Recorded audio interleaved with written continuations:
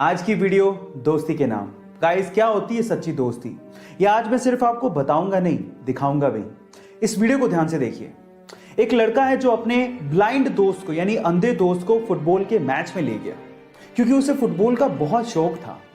अब वहां पर ना सिर्फ उसे वो ले गया, मैच में क्या चल रहा है वो उसे बता भी रहा है।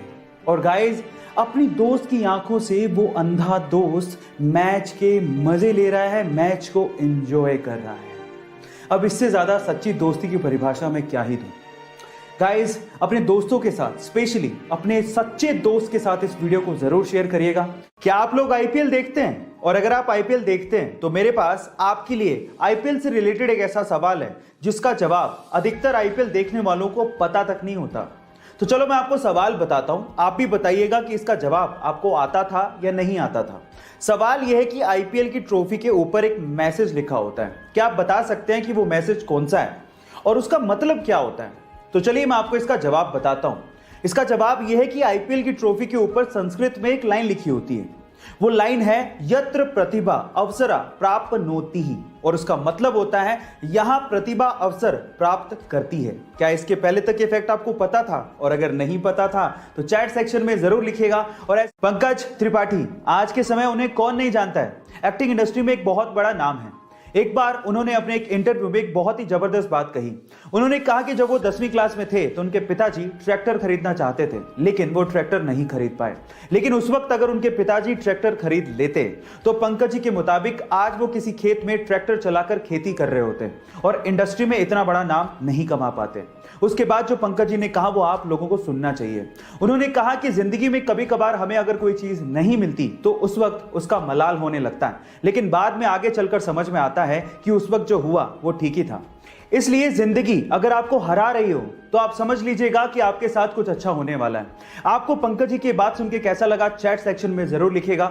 और दुनिया के 4 अरबपतियों की 4 मोस्ट पावरफुल हैबिट्स में से हैबिट नंबर 3 मैंने ली है दुनिया के सबसे युवा अरबपति और फेसबुक, व्हाट्सएप और इंस्टाग्राम के ओनर मार्क जकरबर्ग से। वो ये कहते हैं कि मैं हमेशा अपने आप को चैलेंज देने में बिलीव रखता हूं।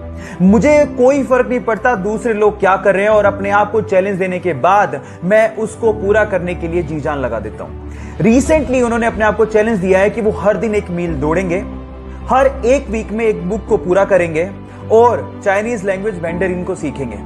मेरा सवाल आपसे यह है कि आप में से कितने लोग अपने आप को चैलेंज देते हैं और उसे पूरा करने में अपना पूरा दम लगा देते हैं? सो गाइस, बाकी बची हुई हैबिट के लिए मुझे फॉलो करना मत भूलिएगा। मिलते हैं अगले वीडियो में।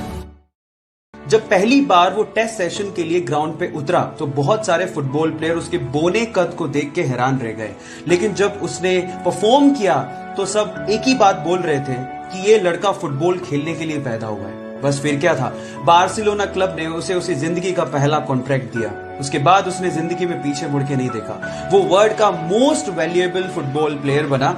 इसके अलावा वो हाईएस्ट पेड फुटबॉल प्लेयर भी बना। उसका नाम है लियोनेल मेसी।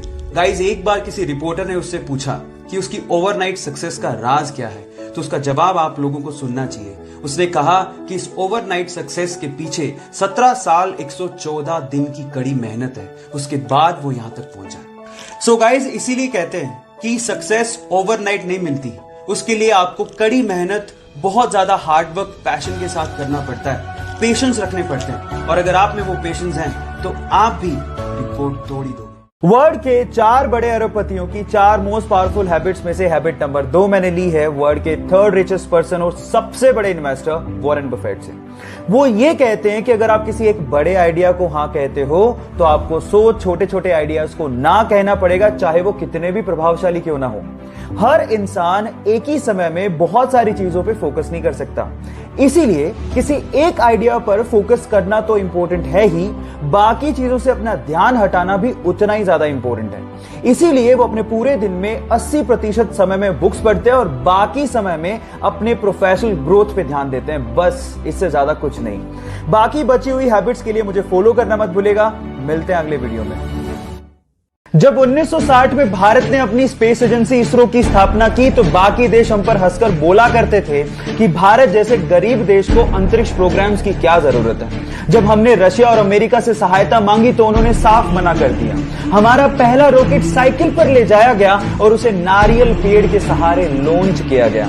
इतने बुरे दिन देखने के बावजूद भी आज इसरो ने भारत को अंतरिक्ष प्रोग्राम्स में बुलंदियों पर पहुंचा दिया है। भारत 2013 में मंगल ग्रह पर पहली ही कोशिश में पहुंचने वाला पहला देश बना और साथ ही साथ इसरो ने 2017 में एक ही रॉकेट से 104 सैटेलाइट को लॉन्च करके रिकॉर्ड बना दिया और आज इसरो वर्ल्ड की रिनोन स्पेस एजेंसीज में से एक है। So proud to be an Indian. Michael Phelps ने 2000